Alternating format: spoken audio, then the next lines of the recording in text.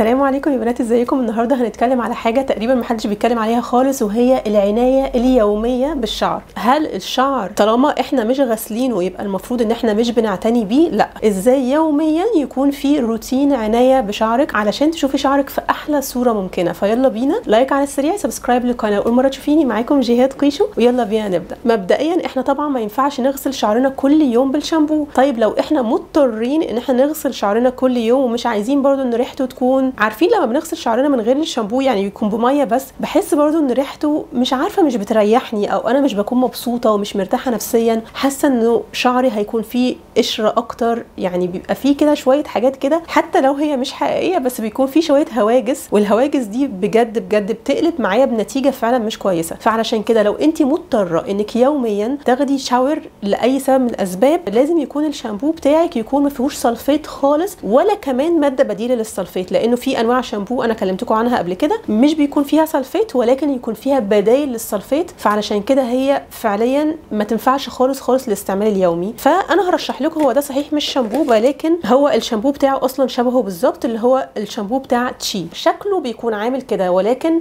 دي اصلا العلبه بتاعه السيرم مش بتاعه الشامبو، علشان بس ايه محدش يتلخبط. خدوا سكرين شوت، هو ده شكل الشامبو اللي انا بكلمكم عنه. اللي متابعني من زمان قوي هيحسب ان انا غيرت رايي في الشامبو بتاع تشي، لان انا كنت زمان بقول لكم ان انا مش بحبه، وانا ما زلت مش بحبه. هو لسبب واحد، ان هو لا يعتمد عليه اطلاقا ان هو يكون عندك بس لوحده، يعني هو الاستعمال الوحيد له لو انت مثلا رايحه مصيف، فطبعا بنغسل شعرنا كل يوم. لو انت مضطره اضطرارا انك تغسلي شعرك كل يوم، فهو هينفع في الحالات دي، لان هو فعلا تقريبا مش بينظف الشعر اصلا، ما فيهوش سلفات، فهو هيكون مناسب قوي قوي في الحالات اليوميه اللي انت مضطره فيها تغسلي شعرك يوميا. وطبعا لو عامله بقى اي تريتمنت، او بلاش كلمه تريتمنت يا جماعه، لان تريتمنت يعني علاج، والفرد والحاجات دي كلها اصلا تدمير للشعر، فانا مش عارفه هم ليه دلعوها وسموها تريتمنت. المهم لو انت عامله بقى اي فرد برضو هيكون مناسب جدا ليكي. فهو تشي بصراحه حلوه قوي، كمان ريحته حلوه جدا جدا. وبرضو عايزه اكتب لكم معلومه مهمه هنا، المنتجات اللي انا هرشحها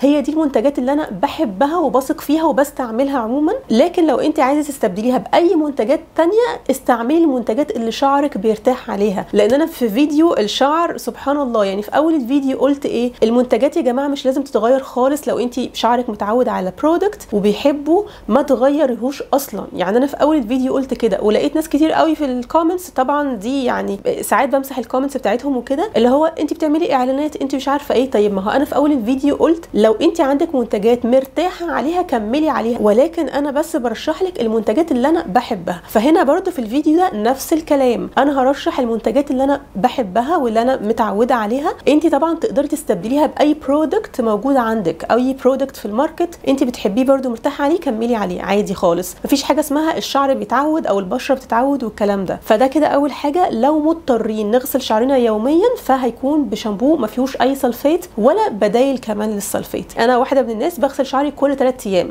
ايا كان بقى الايام ايه، كل 3 ايام مره بغسل شعري. الشامبو اللي انا بحبه جدا جدا ومرتاحه عليه قوي قوي قوي هو الشامبو ده بتاع فافلين. الشامبو ده فري سلفيت، ولكن هو فيه بدايل للسلفيت علشان ينظف شعرك كويس جدا جدا. عايزه اقول لكم انا بجد بجد بحب اللاين كله بتاع فافلين، لانه فعلا بيخلي شعري يلمع، ومعنى ان شعرك يكون بيلمع معناه ان هو صحي، لانه الشعريه نفسها لما بتكون مقصفه ومتبهدله ومش متغذيه كويس بيكون شكلها كانه مطرب. عارفين انا زمان قوي كنت بحس ان انا شعري مطرب، بس الحمد لله الفتره دي طبعا بيلمع وجميل وحلو، لان انا بجد الحمد لله الفتره دي مهتمه فعلا بشعري جدا جدا، وبجد لقيت نتيجه كويسه قوي قوي. فاحنا كل 3 ايام مهم جدا ان احنا نغسل شعرنا، يا اما بشامبو فيه سلفيت او بشامبو ما فيهوش سلفيت ولكن فيه بدايل للسلفيت. المهم ان انت تنضفي فروه راسك كويس قوي قوي، وزي ما قلت لكم كل مره الشامبو يا جماعه بنسيبه على فروه راسنا من 3 دقائق ل5 دقائق، مش بنحطه وبننزله كده على طول. طيب لو عايزه شامبو يكون فيه سلفيت وكويس، انا بحب الشامبو ده بتاع ايفا اللي هو ايفا كيراتين. الشامبو ده هتلاقي فيه سلفيت فهينضف معاكي الشعر كويس جدا جدا. وطبعا لو غسلت شعرك بالشامبو لازم تحطي بعديه كونديشنر او هير ماسك، ده اساسي. احنا مش بنتكلم هنا في الاساسيات، احنا بنتكلم هنا العنايه اليوميه للشعر. لكن لو عايزين بقى الروتين الكامل كله هتلاقوا اللينك هنا. وعايزه اقول لكم طبعا يا جماعه احنا مستحيل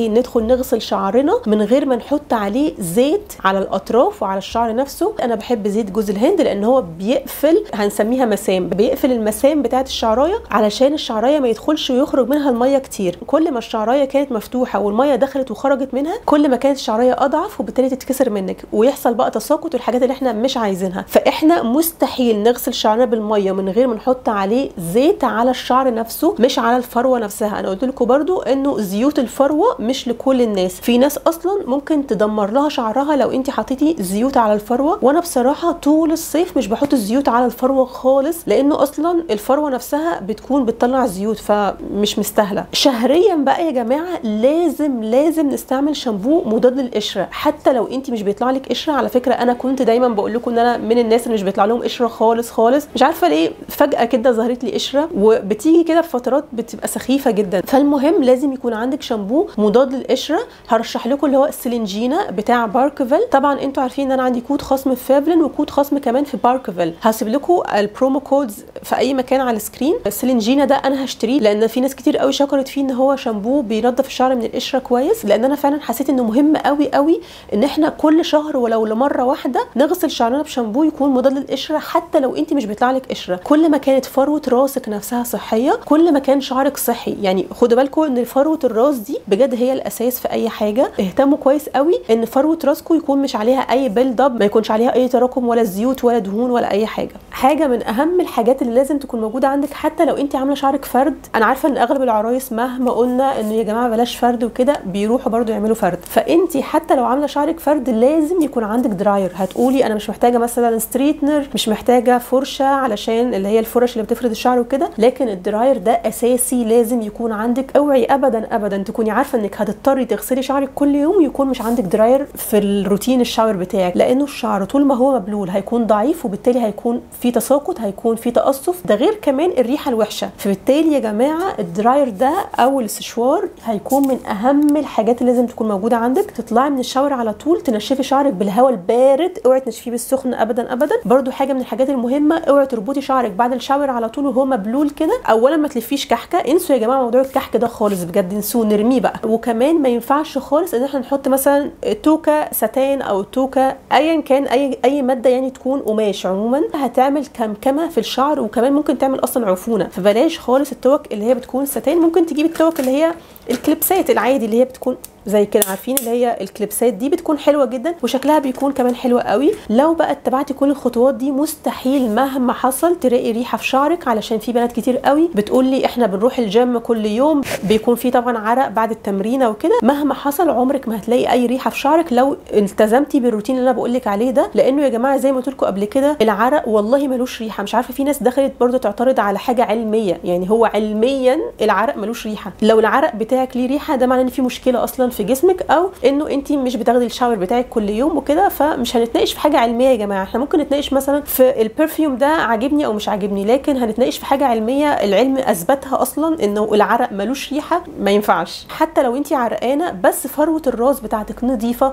وشعرك نظيف فبالتالي مفيش اي ريحه عرق، وما تخافيش من الموضوع ده خالص. وانا برضو لسه هقول لكم ازاي تخلوا ريحه شعركم حلوه، ما تقلقوش. اهم حاجه فروه راس نظيفه، شعر مش مبلول، شعر مش ملموم طول الوقت. ويا جماعه بلاش ان احنا نقعد نلم شعرنا طول الوقت لان ده بجد بينحل الشعر وبيعمل تساقط كمان. خلي شعرك ولو حتى لمده ساعه واحده في اليوم يكون، اولا ما ينفعش خالص يكون مشدود، يعني بلاش الشده. حتى لو انت عايزه تلميه خليه مهوي كده شويه، وكمان لازم تسيبيه كده منه لنفسه. حتى لو مهما كان شعرك حتى لو هينفش يبقى قد كده خليه. اقعدي في اوضتك لو انت مكسوفه مثلا، مش عارفه هتكوني مكسوفه من مين، يعني لو انت مكسوفه تقعدي قدام اي حد وشعرك منكوش اقعدي في اوضتك، بس لازم شعرك عارفين يشم الهوا كده شويه، خصوصا لو احنا محجبات. فالتزمي بالحاجات دي وعمر ما شعرك هيكون فيه اي ريحه اطلاقا. طيب هل معنى ان احنا ما غسلناش شعرنا النهارده؟ طبعا زي ما قلت لكم ان احنا مش بنغسل الشعر كل يوم، اللي فوق ده كان في حالات الاضطراريه وانتوا طبعا يعني فاهمين. ولكن لو انت مش مضطره انك تغسلي شعرك كل يوم وده الصح طبعا، فبالتالي احنا في بقى ناس تقول لك خلاص ما غسلتش شعري النهارده فبالتالي انا مش هحط عليه ولا سيرم ولا زيت ولا اي حاجه خالص، وده حاجه مش صح اطلاقا. شعرك زي بشرتك ودايما بقول لكم الكلام ده. هل انت بتسيبي بشرتك من الاسبوع اسبوع لاسبوع مش بترطبيها؟ لا طبعا. فبالتالي برده الشعر نفس الكلام، كل ما كان الشعر جاف يا جماعه كل محتاج ترطيب اكتر. فانت يعني على الاقل بترطبي شعرك مره في اليوم، مش من الغسله للغسله. طبعا بترطبي شعرك بايه؟ اول حاجه اما ترطبي شعرك بسيرم، انا بحب السيرم ده جدا جدا جدا فوق الوصف، كمان ريحته حلوه قوي قوي. في كمان ممكن ترطبي شعرك بدراي اويل لو انت مش عايزه السيرم، او بتحسي ان السيرمز بتكون تقيله على الشعر عشان بيكون فيها اغلبها بيكون فيها سيليكونز وكده، ففعلا السيرمز بتكون تقيله على الشعر، فممكن ترطبي شعرك بدراي اويل. انا طبعا بحب قوي قوي دراي اويل بتاع فافلن، ريحته حلوه، خفيف قوي قوي على الشعر، مش بيسيب اي ملمس دهني، وكمان بيدي لمعه كده وبيغذي الشعر وبيهدي الهيشان جدا جدا جدا. فانا بصراحه بحبه قوي، غالبا اغلب الوقت برطب بيه شعري كل يوم. يعني في ايام كده بحس انه انا مش محتاجه النهارده سيرمز، فبحب ان انا ارطب بيه شعري كل يوم. لو انت بقى مش عايزه ولا سيرمز ولا عايزه تحطي دراي اويل عشان شايفه ان هو يكون غالي شويه، فانت ممكن تستعملي اي زيت. بجد يا جماعه الزيوت من الحاجات اللي هي اندر ريتد قوي، ولكن هي عادي ممكن تحطي اي زيت، بس عشان انا بصراحه بحس ان اغلب الزيوت غالبا بتكون ريحتها بتكون طبيعيه قوي، فانا مش بحب الريحه دي. بحب اكتر الحاجات اللي بتكون ريحتها فيها ريحه شياكه شويه. بس طبعا عادي جدا جدا ترطبي شعرك بزيت، مفيش اي مشكله خالص. الزيوت من اكتر الحاجات المرطبه اصلا للشعرايه. ده كده الترطيب. فالترطيب اساسي يوميا، يعني فكوكوا بقى من الغسيل، لان نقطه الغسيل دي مش يوميه اطلاقا، بس انا بديكي حل لو انت مضطره بس تغسلي شعرك يوميا، لكن الترطيب يومي واساسي. تاني حاجه في الحاجات الاساسيه بالنسبه لي انا، ولازم برضو بحب اعملها كل يوم، هو ان انا استعمل برودكت بيزود انبات الشعر وكمان بيقلل التساقط. انا بجد اكتر واحد حبيته وبجد حاسه ان انا هفضل اكرره طول عمري لحد ما الاقي حاجه احسن منه. اسمه بروميتو سيكريت بتاع سباير فارما. ده هتلاقوه موجود على الويب سايت بتاعهم، وهتلاقوه موجود كمان على نون، واعتقد موجود في كل الصيدليات برضو. هو ده كده شكله، خدوه سكرين شوت لو انتوا عايزين تشتروه. عملت لكم عنه ريفيو قبل كده، بجد من الحاجات اللي فعلا بتعمل شعر جديد في شعرك، بتطلع لك شعر جديد حرفيا. بس انا بصراحه وقت ما استعملت معاه كمان الامبولز بتاعته، فانا مش عارفه هل لازم الاثنين مع بعض. انا حاليا موقفه الامبولز، وعايزه اقول لكم على حاجه عشان برضو كذا حد سالني، لما بوقفه لا مش بيحصل اي تساقط للشعر الجديد اللي طالع. الشعر اللي طالع هو لسه بيطلع والحمد لله بدا يطول، يعني تقريبا بقى عندي زي قصه كده هنا، يعني وصلت بالظبط لحد حواجبي الشعرايات الجديده اللي هي طلعت زياده. انا بصراحه حباه جدا جدا، فمستنيه ينزل عليه اي اوفر علشان اشتريه على طول. لازم اشتريه لانه فعلا شفت منه نتيجه تحفه. ثالث حاجه اساسيه ولازم نعملها برضو كل يوم، خصوصا لو انت مش محجبه، هو الصن بلوك بتاع الشعر. انا عندي اللي هو بتاع كلاري، طبعا انا هديكم برضو اوبشنز تانية، ولكن اللي عندي حاليا هو بتاع كلاري. هو بيحمي الشعر من الشمس وكمان بيحميه من الحراره، كمان ريحته حلوه بصراحه. بس في ناس مش بينفع معاها علشان هو دهني شويه، بس هو بصراحه معايا انا كشعر جاف باخد منه نقطه صغيره، مش باخد منه كتير، يعني هي نقطه صغيره، فبينفع مع شعري كويس جدا جدا. لو انت بقى نازله البول او البحر او عندك اطفال، رشي على شعرهم كتير، مش مشكله، انت كده كده نازله،